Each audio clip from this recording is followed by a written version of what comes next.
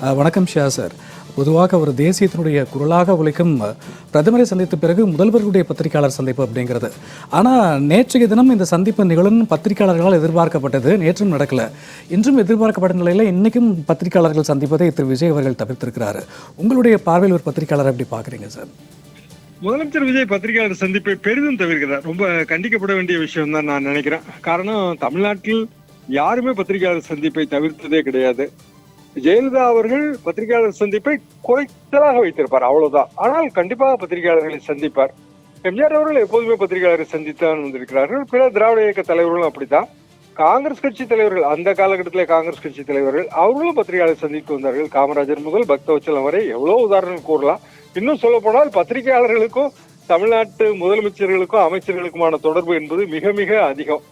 விஜய் அவர்கள் தொடர்ந்து அவர் சந்திப்பதே இல்லை. இன்னும் அவர் தீவிர அரசியலுக்கு அரசியல் கட்சி நிறுவி விக்கிரவாண்டி மாநாட்டிலிருந்து நான் தொடர்ந்து பார்த்து வருகிறேன். பத்திரிகையாளர் சந்திப்பில் அவர் பங்கெடுத்ததே கிடையாது. திரைப்பட நடிகராக இருந்தபோது 1-2 பத்திரிகையாளர் சந்திப்புகளை நடத்தி இருக்கிறார். அதை தாண்டி அவருக்கு ஒரு பர்சனல் ரிலேஷன்ஷிப் நன்றாக இருப்பதாகவே நான் உணரவில்லை. பத்திரிகையாளர் சந்திப்புகளை தவிர்ப்பதற்கு காரணம் அவர் கேள்விகளை எதிர்கொள்ள தயங்குகிறார் என்பதுதான். பொதுவாக பத்திரிகையாளர் சந்திப்பிலே ஒரு ஆழ்ந்த அரசியல் அனுபவம் இருந்தால்தான் கேள்விகளை நாம் எதிர்கொள்ள முடியும். குறைந்தபட்சம் 20-30 ஆண்டுகள் வரலாறு நினைவிலே இருக்க வேண்டும். மாறி வருகிற அரசியல் சூழல்கள் நினைவிலே இருக்க வேண்டும். அதே போல தமிழ்நாட்டின் பிரச்சனைகள் குறித்த ஆழமான புரிதல் இருக்க வேண்டும். இது தன்னிடம் இல்லை என்று அவர் உணர்ந்திருக்கிறார். அப்படி இருக்கும்போது பத்திரிகையாளர்களின் கேள்விகளுக்கு தவறான பதில் கூறினால் அது தான் வகிக்கிற பதவிக்கு சரியாக வராது என்று கூட அவர் நினைத்திருக்கலாம். இதற்கு அவர் ஒரு பயிற்சி எடுத்துக்கொள்ள வேண்டும் என்றுதான் நான் நினைக்கிறேன். திரு நரேந்திர மோடி அவர்கள் பத்திரிகையாளர் சந்திப்பை பிரதமரான பிறகு தவிர்த்திருக்கிறார். ஆனால் குஜராத் முதலமைச்சராக இருக்கும்போது அவர் தொடர்ந்து பத்திரிகையாளர்களை சந்தித்து வந்தார். பிரதமரான பிறகு அவர் சந்திப்புகளை பெரிதும் தவிர்த்தார். விஜய் அவர்கள் இப்போது முதலமைச்சர் ஆகி இப்போது 1 மாதம் கூட இன்னமும் நிறைவு பெறவில்லை. இப்போதே தொடர்ந்து தலைநகரிலும் சரி சென்னையிலும் சரி அவர் பத்திரிகையாளரை சந்திப்பது இல்லை. இந்த போக்கை அவர் திருத்திக் கொள்வதுதான் அவருக்கு நல்லது. கண்டிப்பாக சார். ஏன்னா ஒரு பிரதமருடைய சந்திப்பு, நிதியமைச்சருடைய சந்திப்பு நிகழ்ந்த பிறகு அங்கே இருக்கக்கூடிய பத்திரிகையாளர்கள் அங்கே நடந்த நிகழ்வு பற்றி செய்தி சேகரிக்க அவளோட காத்துட்டு இருப்பாங்க. அந்த சந்திப்பு நிகழலை அப்படின்னு அங்கே இருக்கக்கூடிய பத்திரிகையாளர்கள் பலரும் தங்களுடைய ஆதங்கத்தை வெளிப்படுத்திருக்காங்க. இது குறித்து எப்படி பார்க்குறீங்க சார்? தலைநகர் பத்திரிகையாளர்களுக்கு தமிழ்நாட்டு நிலவரங்கள் குறித்து தெரிந்து கொள்ள வேண்டும் என்று நினைப்பார்கள். ஒரு புதிய முதலமைச்சர் வந்திருக்கிறார், அவர் எப்படி நடந்து கொள்ளப் போகிறார் என்பதை தலைநகர் பத்திரிகையாளர்கள் கணிக்க முயற்சிப்பார்கள்.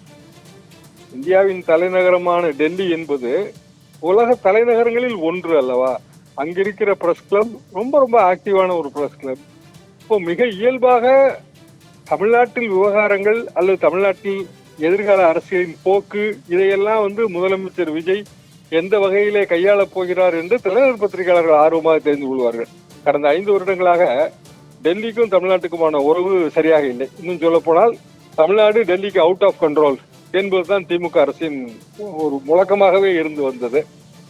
மத்திய பிஜேபி அரசுக்கும் தமிழ்நாடு அரசுக்கும் இடையிலே உறவு சரியாக இல்லை. இப்போது புதிய அரசு வந்திருக்கும் போது அந்த உறவு எப்படி இருக்கிறது, மேம்பட போகிறதா இல்லையா, இப்படியெல்லாம் கணிப்பதற்கு தலைநகர் பத்திரிகையாளர்கள் முயற்சிப்பார்கள். அதற்கு ஒரு அரிய வாய்ப்பு இது. அந்த வாய்ப்பை முதலமைச்சர் விஜய் தவற விட்டு விட்டார் என்றுதான் நான் நினைக்கிறேன்.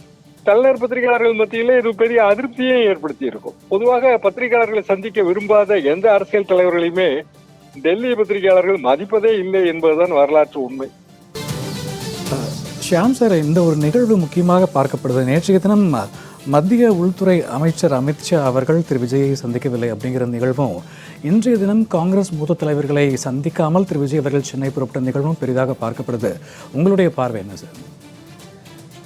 விஜய் அவர்களின் அந்த பயணமே சரியாக திட்டமிடப்படாத பயணமோன்னு என்று எனக்கு ஒரு சந்தேகம். காரணம், அவர் தனி விமானத்தில் சென்றார். உடன் அழைத்து சென்றவர்கள் பட்டியல் வெளியே வந்து விட்டது. அதிகாரிகள் என்று பார்த்தால் முதலமைச்சரின் தனிச் செயலாளர் PS1 அவர் இருந்தார். மற்றபடி 1-2 பேர் அதிகாரிகள் அனைவருமே தமிழ்நாட்டுக்கே சம்பந்தம் இல்லாதவர்களா இருந்தார்கள். ஆந்திராவில் இருக்கிற தொழிலதிபர், அவர் தொழிலதிபர் என்றால் அவர் OSR காங்கிரஸ் முதலமைச்சரின் முன்னாள் முதலமைச்சருக்கு ஒரு சொந்தத்தின் தொழில் பார்ட்னர். இப்படி ஒரு சுற்றி வளைத்த உறவா இருக்கிறது. விஜய் அவர்களோடு திரைப்பட தொடர்பு இருக்கலாம். தமிழ்நாட்டுக்கு அவருக்கு என்ன தொடர்பு இருக்கிறது?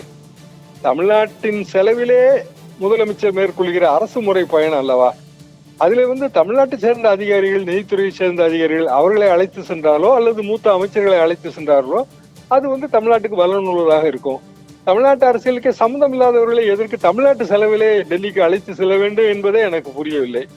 அது போக பொதுவாக கோரிக்கை மனு கொடுத்தால் எப்போதுமே மிக இயல்பாக கோரிக்கை மனுவின் விவரங்களை வந்து முதலமைச்சர் தான் விலைக்கு சொல்ல வேண்டும். அது சொல்லவில்லை. அதே மாதிரி உள்நாட்டு பாதுகாப்பு, அது பாதுகாப்பு குறித்த ஒரு கோரிக்கையை வந்து முதலமைச்சர் விஜய் வந்து தெரிவித்திருக்கிறார். அது 4 கோரிக்கைகளிலே அதுதான் ஒரு கோரிக்கையாக இருந்தது.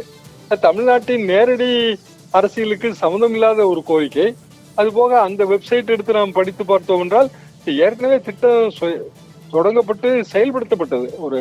கிட்டத்தட்ட ஒரு வானத்தின் வழியாக போகிற பாதுகாப்பு சாதனங்கள் பற்றிய ஒரு கோரிக்கையாக தெரிகிறது. அது மத்திய உள்துறை அதற்கு முடிவு எடுக்க வேண்டும். அப்படி என்றால் உள்துறை அமைச்சரை சந்திக்க வேண்டும். உள்துறை அமைச்சர் நேரம் கொடுத்ததாக தெரியவில்லை. இன்றைக்கு உள்துறை அமைச்சகத்திலிருந்து ஒரு விளக்கம் வந்திருக்கிறது என்றார்கள். அந்த விளக்கத்தின்படி பார்த்தால் இவர்கள் நேரம் கேட்டதாகவே தெரியவில்லை.